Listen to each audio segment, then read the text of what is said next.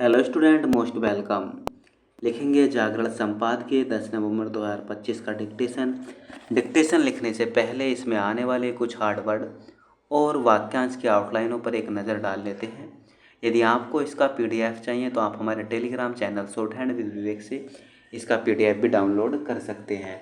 Telegram channel तक पहुँचने के लिए इस वीडियो के डिस्क्रिप्शन में लिंक दिया है, या आप टेलीग्राम पर सर्च करेंगे शॉर्ट हैंड विद विवेक तो आपको आसानी से मिल जाएगा। चलिए लिखते हैं इसका डिक्टेशन की स्पीड लगभग 80 शब्द पर मिनट रहेगी। तो चलिए डिक्टेशन स्टार्ट करते हैं 5 सेकंड बाद।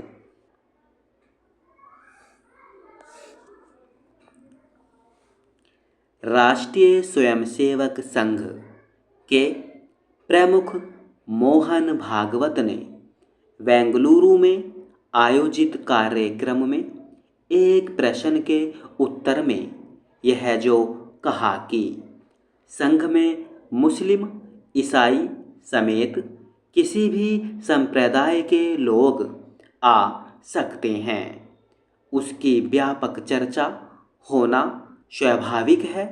ऐसा नहीं है कि इसके पहले संघ में विभिन्न संप्रदायों के लोगों को आने की अनुमति नहीं थी। यह अनुमति पहले से है, और सच तो यह है कि उसके कार्यक्रमों में विभिन्न संप्रदायों के लोग आते भी हैं। इनमें मुस्लिम और ईसाई भी हैं।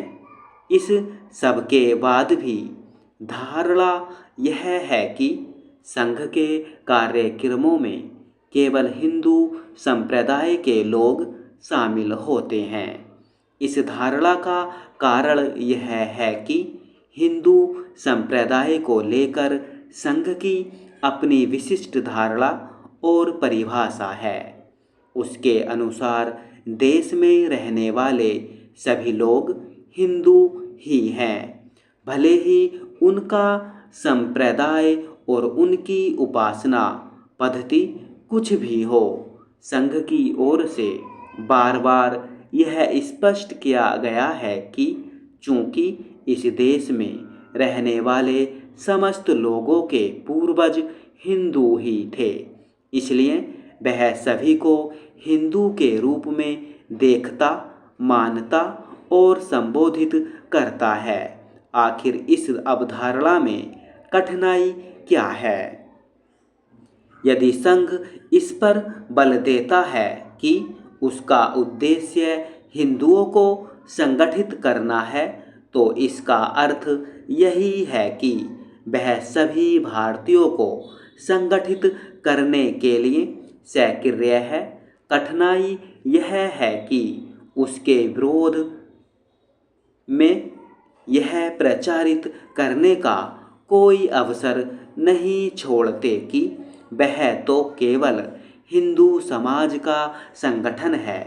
चूँकि यह दुष्प्रचार बड़े पैमाने पर हो रहा है, इसलिए आवश्यक हो जाता है कि संघ के स्तर पर यह बार बार स्पष्ट किया जाता रहे कि हिंदू शब्द से उसका आशय क्या है।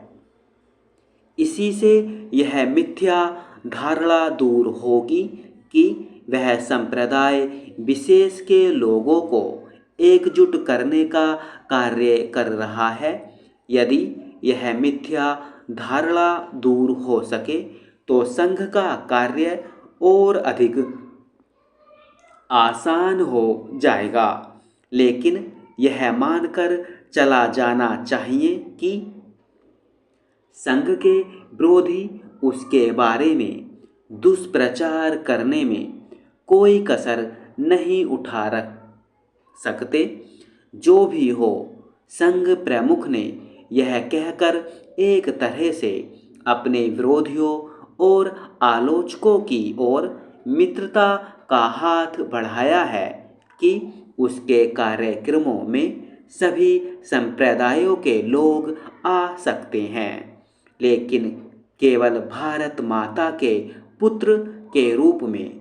उनकी इस पहल का सकारात्मक उत्तर दिया जाना चाहिए। ध्यान रहे कि ऐसी पहल और कोई नहीं करता और न ही संघ की तरह अन्य कोई अपने वैचारिक विरोधियों को सम्मान देता है। विडंबना यह है कि कुछ लोग भारत को माता के रूप में स्वीकार करने के लिए तैयार नहीं।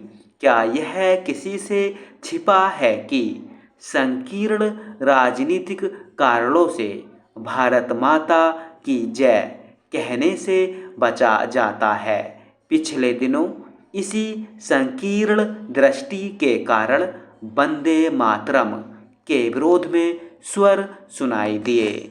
स्टॉप।